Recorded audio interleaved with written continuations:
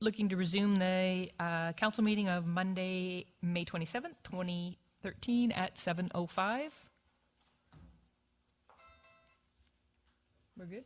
Yep. No, that was just like... Great. Perfect. Approval of the agenda? So moved. All those in favor? Motion carried. What I would like to ask all of us who are at the table with microphones in front of us, if we could now turn them all on and then just leave them instead of moving them off and on, because it affects the video recording and the audio in there. Last few times there's been the missing microphone component, so we're going to try it with leaving them on, and hopefully that will avoid that. I thought they only worked 2 at a time. Well, we're going to have to try this part and see just if it helps. Okay. Alrighty. Public participation time. This is the time for anyone in the public who might want to step forward and have a word with council. We're here to listen. Going once, twice, 3 times. We'll move on then to Mayor's message. I just have a few announcements. May 27th through June 2nd is Safe Kids Week with a focus on concussions. They've had a number of helmet safety focuses that they've been doing in the schools and that sort of thing, which ties right into Bike to Work Week this same time, May 27th through June 2nd, and our council members who are wearing their Bike to Work Week shirts on. We're participating today in the ride station down by Royal Roads. The month of June brings us to ALS awareness, and the cornflowers that were left at your council seats are indicative of the representation of this. The cornflower is the emblem because of its despite of its fragile appearance. It is a hardy wildflower found throughout Canada. Like the cornflower, people with ALS show remarkable strength in coping with a devastating disease. And like the cornflower, awareness of ALS and funding for care and cure is growing across Canada. So we have them in support of what's going on in that realm. June the 1st is Access Awareness Day. So we're looking to find those areas in our community that work extra hard to bring awareness to the accessibility of our community. IACTI on June 20th will be holding a picnic at the Chosen Community House. It is a free event starting at 6 p.m., 6:15, and beverages and barbecue items will be provided, but bring your own large lawn chairs, munchies, or desserts.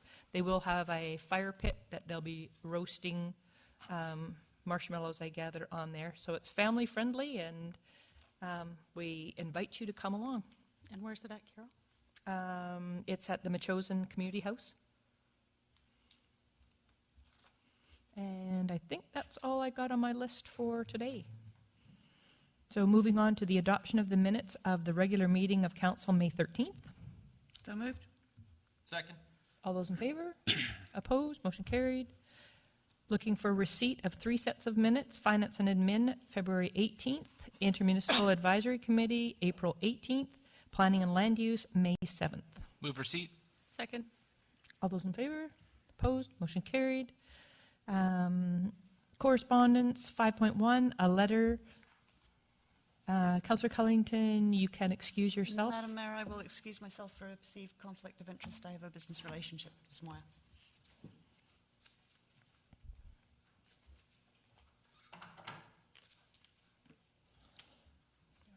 5.1 letter from Cindy Moyer, President of West Shore Arts Council, re Gaming Policy and Enforcement Branch.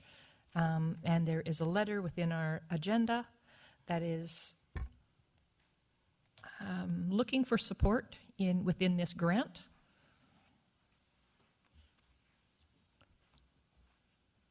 I guess, do we need a motion coming from the table? Yes, Madam Chair, I can recommend a motion for you. Okay. A letter be drafted for West Shore Arts Council in support of their application for a community gaming grant. So Move moved. it. Second. Comments, questions? Councillor Day? Thank you. I just would like to comment that I very much support the application being made for gaming grants. That's, I believe, how those sorts of monies are supposed to be used, promoting the communities where the monies do come from originally. And would note that there's a lot of organizations who are applying for gaming funds. Included in those are a number of restorative justice initiatives within the Capital Regional District that I'm aware of through my position as chair of the Victoria Family Court Committee. And we continue to lobby for real sustainable funding for those projects rather than gaming grants, which are very insecure funding for those projects. So this is more appropriately, I think, what those monies should be being used for, and hope that Council is aware of the issues for restorative justice as well. Any other Councillor Lukens? Thank you, Your Worship. I wholeheartedly support this letter for the gaming grant. I think it totally aligns with what we as a council have done over the past year in supporting arts and culture, and, you know, hopefully at one point the construction of an arts performing center in Colwood for the entire region. So it only makes sense to me that this is something that we would want to support. Anyone else? Call the question then. All those in favor? Opposed? Motion carried. Could somebody bring Councillor Cullington back to the table, please? We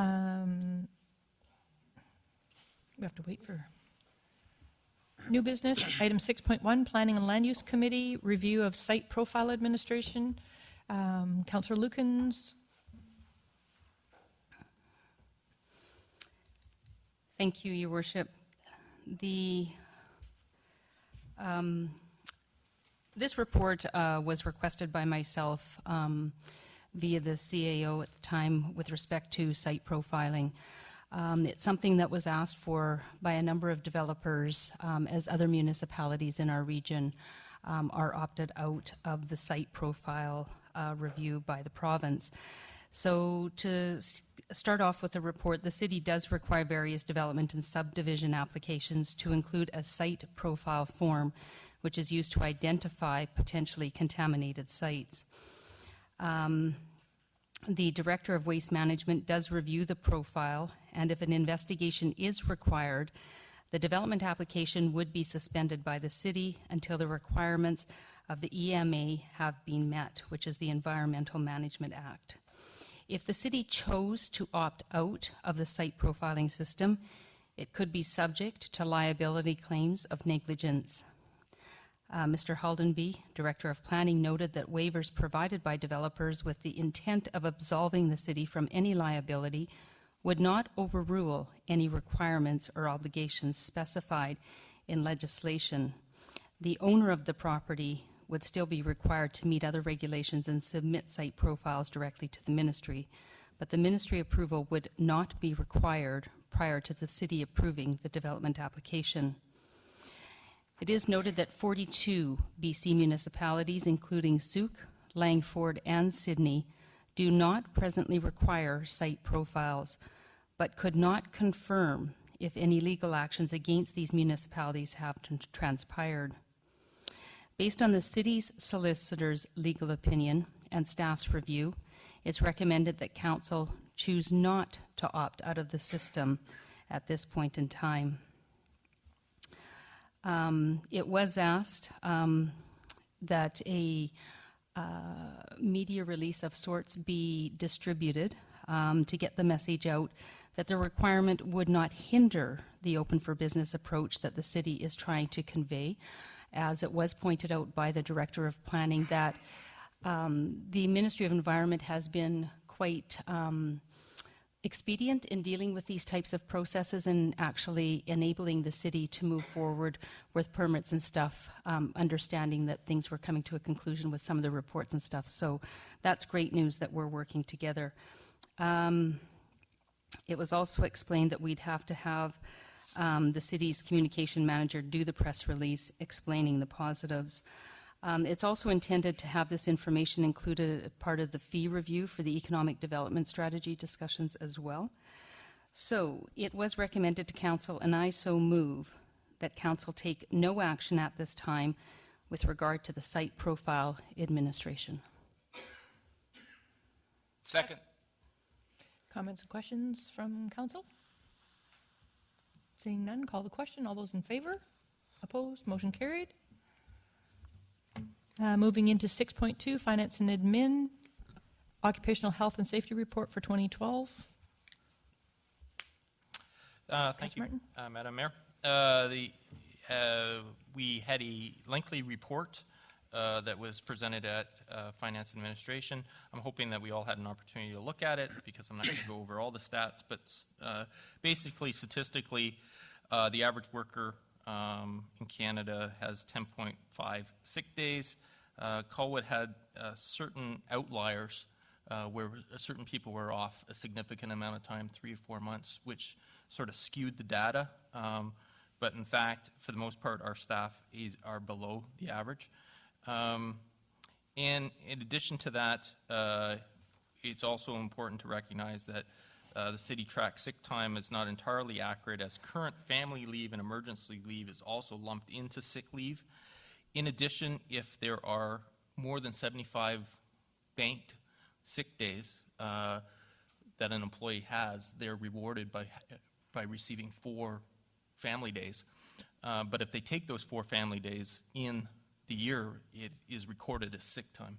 So I know our Director of Finance is looking at readjusting those stats for next year because, again, it skews the data significantly that we have people who are not sick and do not take sick time, so we reward them, but then it shows up as sick time. Mm-hmm. That is about it that I'm going to mention. So there was a motion that the current occupational health and safety program and its initiatives be continued with the aim of keeping Colwood employees safe and healthy, and I so move it. Second. Comments, questions?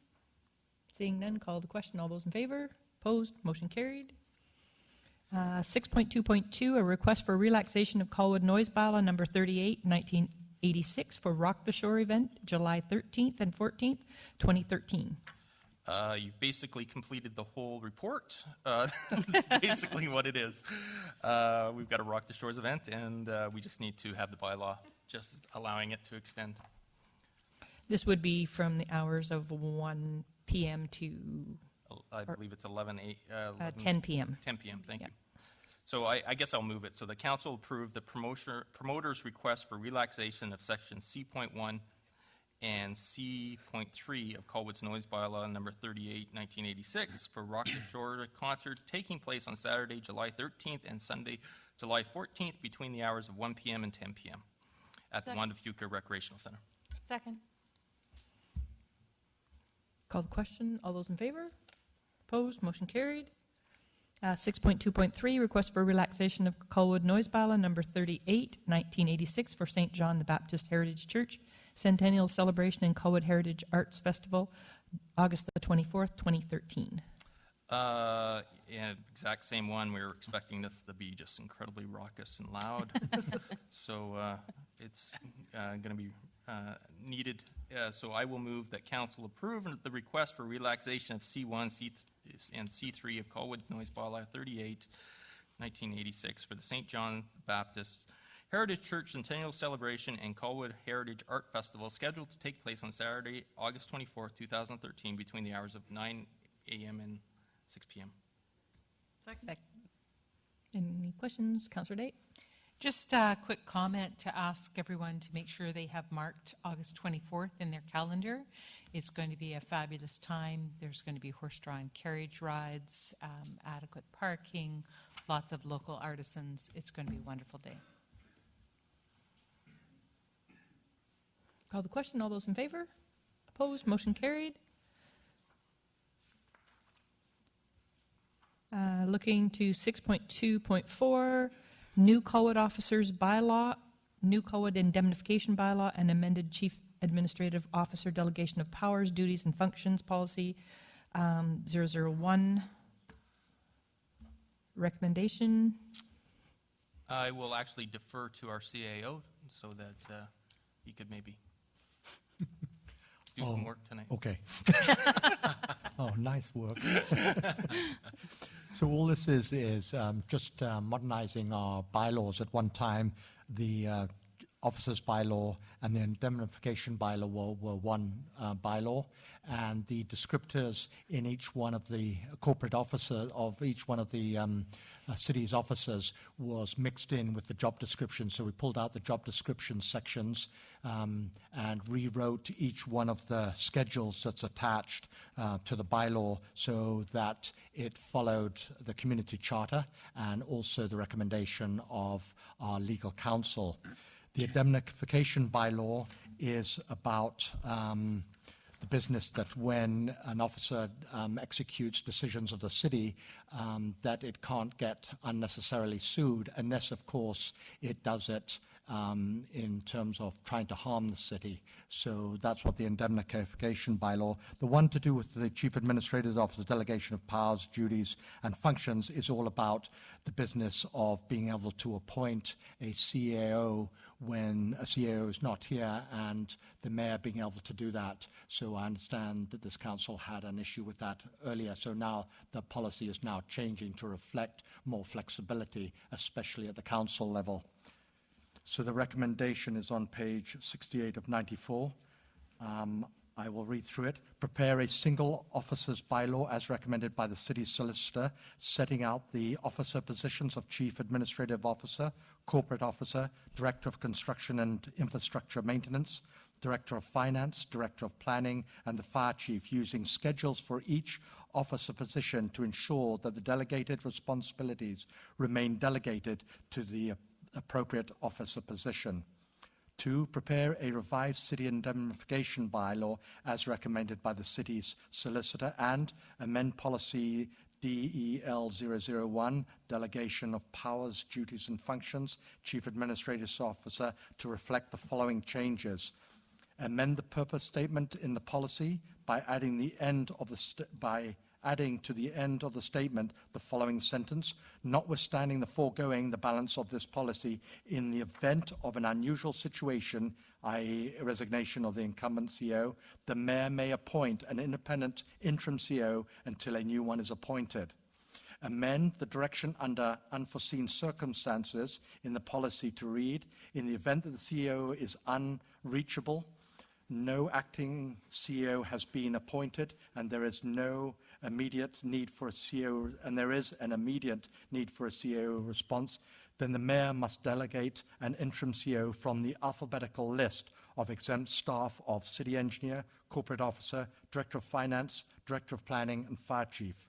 And number 4, the revised officers bylaw, indemnification bylaw, and amended policy DEL 001 be forwarded to council for approval and enactment, and that's what you'll see later on in the bylaw section of the meeting. Thank you. Move the recommendation?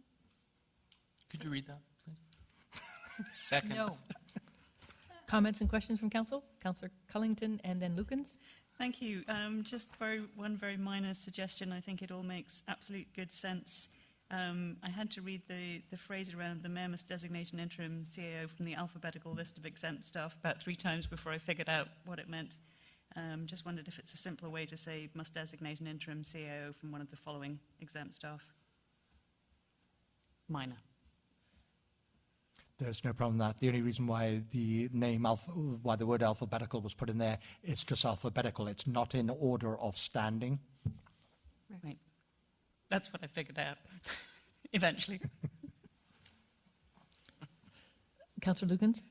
Thank you. I was also going to request that because it just doesn't make sense to me. I know the exercise that we went through previously. I think it should be left up to the council to be able to determine. So I just think removing that, because it also took me a moment to figure that out. My other question is with respect to the comment above, notwithstanding the foregoing, the balance of the policy in the event of an unusual situation, i.e. resignation of the incumbent CAO, the mayor may appoint an independent interim CAO until a new one is appointed. Is it the mayor or is it the council? It's mayor and council, I would hope.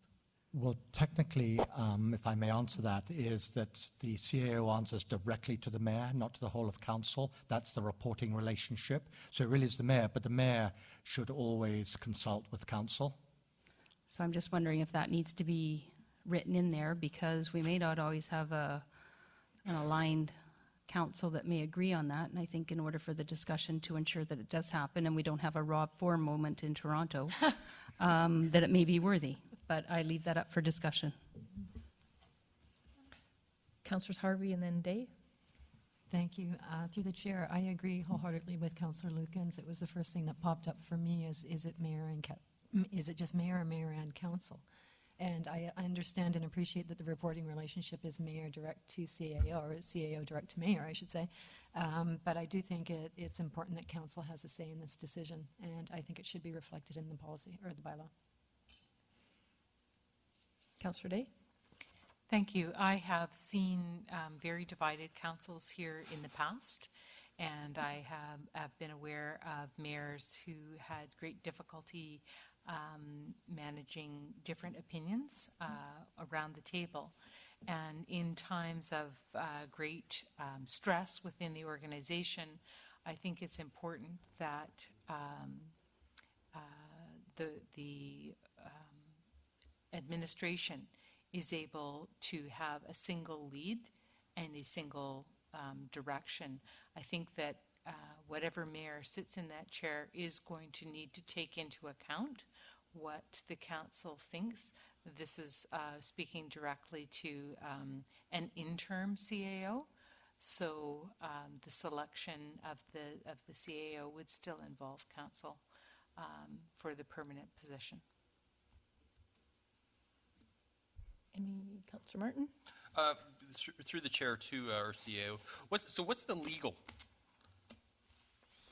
answer to that? Like, I guess I'm trying to understand what is the legal that it should be to the mayor, or is it the legal that should be to council, mayor and council? Well, in this particular case, I don't think there's a matter of the legal side of it. I think it's whatever council feels comfortable with, because at the end of the day, the mayor will bring it forward and can discuss it with council.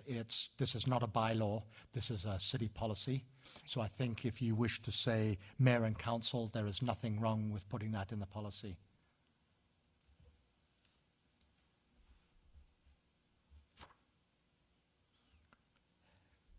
So what I'm hearing from the table here is to amend that, such that it's inclusive of council in that statement, and also further where it refers to the alphabetical list, that it may be more clear to simply say from the following list of exempt staff.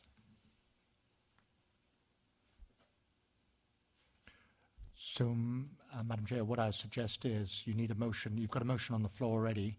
You've got two changes to the motion. The first one is a change to the unforeseen circumstances, where you might want to say The mayor in then the mayor and consultation. council must designate an interim CEO from the list of exempt staff, because the list is right there.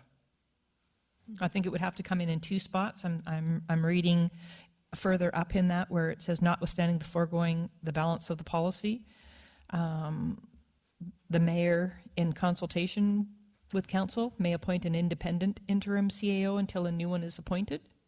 Yep. And then the same kind of wording below. If there's immediate need for CAO response, then the mayor, in consultation with the council, must designate an interim CAO from the following list of exempt staff. Does that work, folks? So can somebody... I'll move the amended motion. I will so move the amended motion. Second. Call the question on the amended motion? Oh, sorry. Voting? Yeah. All those in... Are you questioning? No, voting. All voting voting? in favor. All those in favor? Opposed? Motion carried? Are we doing this right? Yeah. So we're on the amended one. So then the first one drops. Which is as amended. The motion as the main motion as amended. Yeah. So You voted in favor of that, did you want to? Absolutely. I think I We did. need to call now the main motion. So the main motion as amended, I need a mover and seconder. We've already got It's that. already on the table. Yeah, it's already been moved, Okay. hasn't it? Okay, all those in favor? Opposed, motion carried? Yeah, we'll get it eventually here, folks. Got another year and a half. Yeah, it's coming up later here. 6.2.5, request for proclamation from CUPE Local 374, Communities Day, June 23rd, 2013. Thank you. This was an interesting one in that I was the only person who disagreed with it until I educated myself a little better. So the issue was that there is a community day, which is June 23rd. QP 374 is just basically asking for a proclamation stating that public unions are a part of the community and would just encourage our council to have a proclamation that you'll see there, basically supporting that we believe in celebrating communities and Community Day. I had an issue with it in that I thought they were basically asking for us to celebrate their union, which I said I thought was on Labor Day. So I found out that it's not actually asking for a celebration of QP 374 other than saying that they are part of the community, which I can't disagree with. So I'm actually going to be supportive of this motion. So the motion is that the city support and prepare a proclamation for QP Local 347 Community Days, June 23rd, 2013, using the clear language format that you will see in the proclamation. 374, did I say 347? No, there's a typing error. Oh, it's a typing error. Yeah. Not a reading error? Both. Both, okay. Olivia. So I'll also move that. Second. Comments, questions? All those in favor? Opposed, motion carried.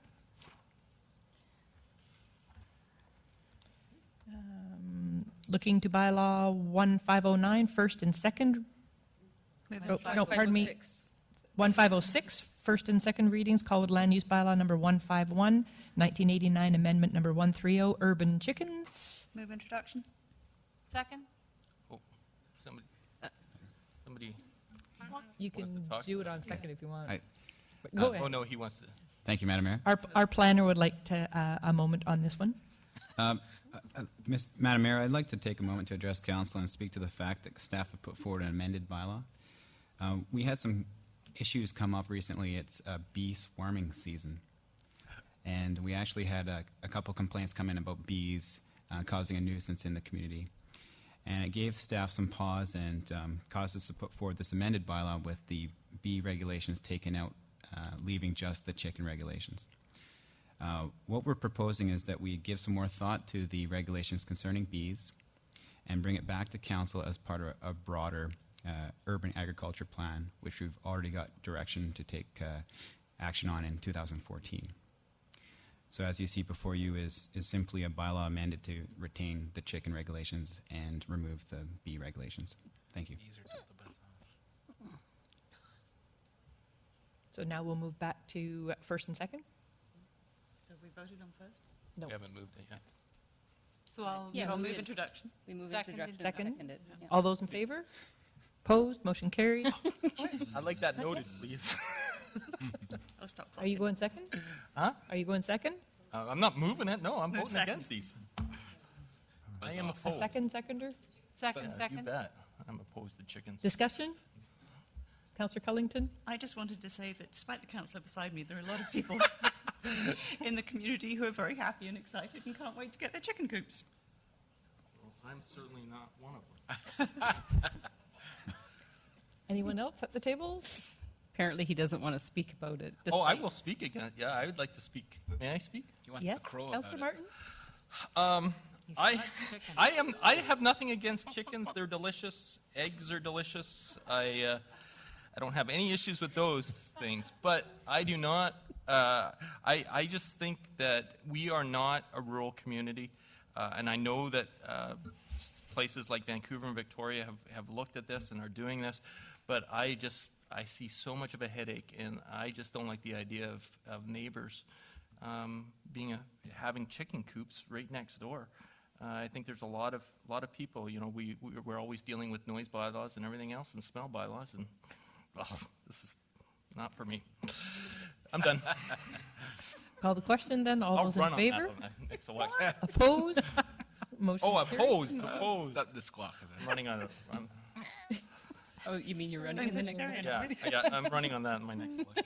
Get yourself into the cat. Item 7.2, bylaw number 1509, first and second readings, Colwood Land Use Bylaw, 1989, amendment number 132, CD 21 zone, text amendment 333 Whale Road. Move introduction. Second. All those in favor? Oh, no, it's Doing it again. Apologies, Madam Mayor. If I could address this bylaw also. There was an error in the staff report, and I take responsibility for that error. The resolution, or the staff recommendation failed to include a section pertaining to minimum requirements for both commercial and residential uses, so that we maintain a mixed-use development on this site, as opposed to being developed as simply commercial or simply residential. The developer and the applicant is fully in support of this section, and I will read it from the bylaw that's been amended. So it would be, in addition to section 10.26.4 of the land use bylaw, any construction in the CD 21 zone creating more than one apartment dwelling unit shall also create a minimum of 1,100 square meters of commercial floor space located on any floor, and a minimum of 900 square meters of residential floor space made up of not less than 8 dwelling units located on floors above the ground floor. So staff have inserted that into the amended bylaw, and we recommend that it be given first reading as such. Thank you.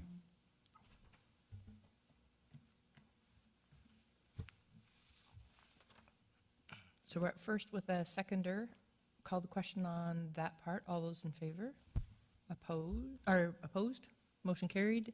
Call for second. Move, how do we say it? Move second? Second. Questions from anyone on council? Discussion? Councillor Day? Thank you. I would like to note that the reason for my concern with the bylaw and why I haven't been supporting it so far is in regards to the accessory dwelling units and accessory buildings and structures that are permitted within the zoning. That is my area of concern, given the location of the buildings in our downtown core.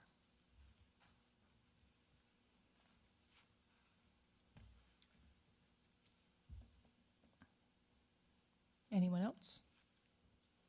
Call the question then. All those in favor? Opposed? Motion has been carried.